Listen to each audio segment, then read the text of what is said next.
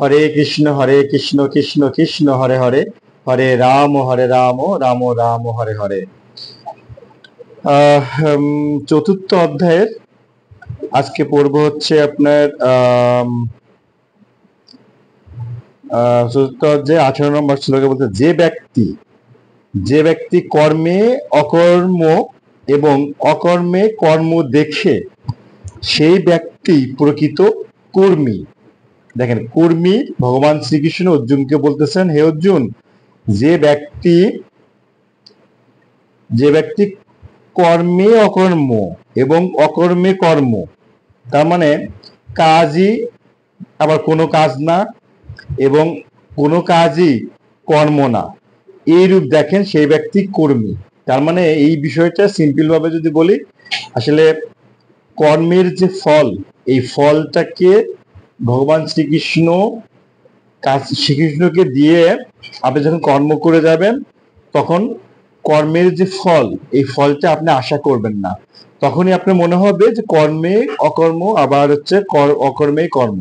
আপনি কর্ম করে যাচ্ছেন প্রকৃতিগত নিয়মে, আপনার প্রকৃতিগত ভাবে কর্ম করে যাচ্ছেন। এই ফলের আকাঙ্ক্ষা বা আশা, এটা করা যাবে না। এটা হচ্ছে ভগবান শ্রীকৃষ্ণ, কি হবে কি হবে না এটা চিন্তা করা যাবে না, কারণ এটা একমাত্র কে জানেন? ভগবান শ্রীকৃষ্ণ জানেন। আপনার কর্তব্য কর্ম সঠিকভাবে করে যাওয়াটাই হচ্ছে প্রকৃত কর্মী, যারা প্রকৃত ভক্ত, প্রকৃত কর্মী, তিনিই বুদ্ধিমান। দেখছেন, বুদ্ধিমানের একটা ডেফিনেশন এখানে ভগবান শ্রীকৃষ্ণ অর্জুনকে দিয়েছেন। এই অর্জুন, এর আগের একটু বলেছিলেন কিন্তু, যে কর্ম অকর্ম বিকর্ম, কর্মের তিন গতি, সে সম্বন্ধে উদ্দেশ্য দিতেছে। কর্ম অকর্ম এবং বিকর্ম কি?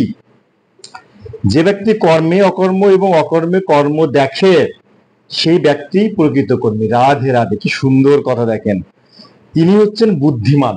তাহলে কে বুদ্ধিমান? গীতা অনুযায়ী যিনি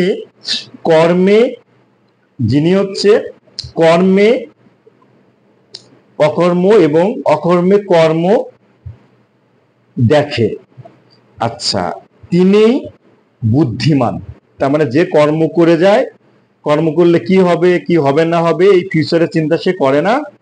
আবার অকর্মটাই হচ্ছে কর্ম, তার মানে কর্মের মধ্যে ফলের কোনো আশা নাই, কর্মের কোনো ফল আপনি ভোগ করার অধিকার নাই, বা কি হবে না হবে এই চিন্তা না করে কর্ম করে যাও, যা হবে সেটাই ভালো হবে, এইরূপ চিন্তা করতে করতে কর্ম করলেই সেই ব্যক্তিকেই বুদ্ধিমান ব্যক্তি বলেছে। আসলে বুদ্ধিমান ব্যক্তি আরেকটু যোগ করে উনি আরেক জায়গায় বলেছেন, পদ্ম পাতার উপরে যেরকম জল রাখলে পদ্ম পাতা জল ধরে না, ওইরূপ কর্ম, নিষ্কাম কর্ম, যে কর্মের মধ্যে ফলের আশাকাঙ্ক্ষা নেই, সেটা হচ্ছে প্রকৃত কর্ম। যে কর্মেতে কখনো আপনার কামনা বাসনা আসবে না, কেননা এই পরমাত্মা ভগবানের, যে এই দেহ সবকিছু ভগবানের, এই আত্মাকে সমর্পণ, সমস্ত কিছুকে গোবিন্দের চরণে, কৃষ্ণের চরণে, চৈতন্য বাবুর চরণে সমর্পণ করে দিয়ে কর্ম করে যায় হচ্ছে সর্বশ্রেষ্ঠ। এটা হচ্ছে বুদ্ধিমান।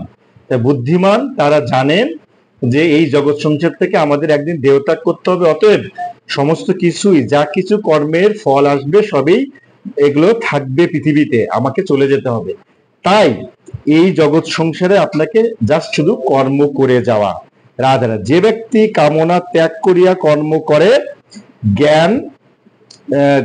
জ্ঞান বলে তার কর্ম দগ্ধ হয়, সে ব্যক্তি পণ্ডিত ব্যক্তি। মানে যে ব্যক্তি কামনা ত্যাগ করে, যার কোনো কর্মের মধ্যে কোনো কামনা বাসনা নাই, সেই ব্যক্তিকে জ্ঞান বলে তার কর্ম দগ্ধ হয়, তার কর্ম বলে কিছু থাকে না, সেই কর্মী পণ্ডিত ব্যক্তি। যে পণ্ডিত ব্যক্তি, সে কামনা বাসনাতে কোনো চাওয়া পাওয়া, কামনা বাসনা ত্যাগ করে কর্ম করে যান। জাস্ট কর্ম করার দরকার, কর্ম করে যাচ্ছি, শরীর ধারণ করার জন্য কর্ম করে যাচ্ছি, কি হবে না হবে সেটা ভগবান শ্রীকৃষ্ণ দেখবেন। আপনার কাজ শুধু সঠিকভাবে সঠিক নিয়মে করে যান। যেমন করে শ্রীকৃষ্ণ অর্জুনকে বলেছিলেন, হে অর্জুন, তোমার কর্ম হচ্ছে ক্ষত্রিয়দের ধর্ম হচ্ছে কর্ম করা, যুদ্ধ করা, তবে যুদ্ধই তোমার কর্ম।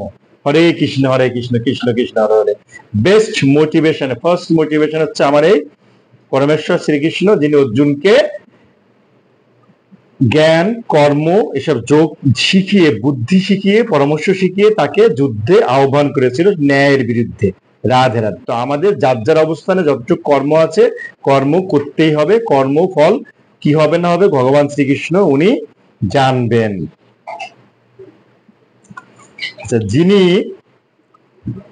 আত্মতৃপ্ত ও নিরাশ্রয়, যিনি আত্মতৃপ্ত নিরাশ্রয়, যিনি আত্মতৃপ্ত এবং নিরাশ্রয় কামনা ছাড়িয়া কর্ম করেন বলিয়া তিনি কর্ম করিয়া কর্ম করেন না, অর্থাৎ কর্মে লিপ্ত না। রাধে রাধে। যিনি আত্মতৃপ্ত মানে আত্মাতেই তৃপ্ত, যেমন সর্বদাই আমি সুখ দুঃখ কি এটা আমি আসলে বুঝি না, সংসার মায়া কি এটা আমি বুঝি না, কেননা সমস্ত কিছু আমাকে স্পর্শ করতে পারে না। জড়বস্তু কামনা বাসনা, এই যে চাওয়া পাওয়া টাকা পয়সা আমাকে স্পর্শ করতে পারে না, কেননা গোবিন্দ যখন যেভাবে খাওয়ায় ওইটুকুকে আমি সন্তুষ্ট থাকার চেষ্টা করি, কিন্তু জ্ঞান বুদ্ধি সমস্ত কিছুতে আমি শূন্য।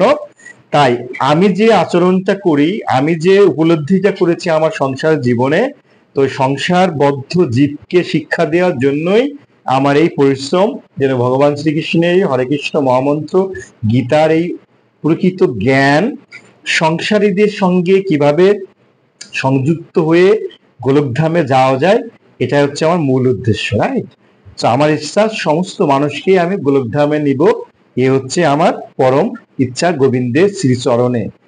গোবিন্দ করবেন কি করবেন না এটা তার, কারণ এই ইচ্ছা আমার নাই। আমার কর্ম আমি করে যাচ্ছি, কেউ শুনবে কেউ শুনবে না, কেউ বুঝবে কেউ বুঝবে না, কৃষ্ণ নাম করবে কি করবে না, আমি কোনো ধর্মের কোনো কিছু নেই। আমি জাস্ট সাধারণ একজন নাগরিক, সাধারণ মানে একজন নাগরিক হয়ে ভক্ত হতে পারেনি। অতএব আমি চেষ্টা করে যাচ্ছি আমার এই মানুষের জন্য যদি কিছু সহজ পথ দেখা যেতে পারে, যে পথ আমার চৈতন্য মহাপ্রভু দেখিয়েছিল, হরে কৃষ্ণ কৃষ্ণ কৃষ্ণ হরে হরে, হরে রাম রাম রাম হরে হরে।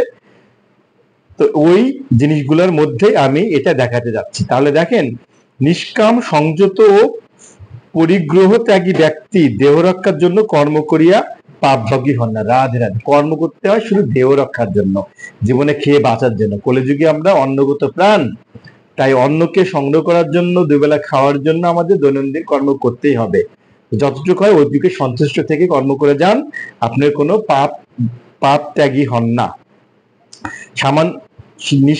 নিষ্কাম সংযত ও পরিগ্রহ ত্যাগী ব্যক্তি দেহ রক্ষার জন্য কর্ম করিয়া পাপ ভাগী হন না। রাধে রাধে।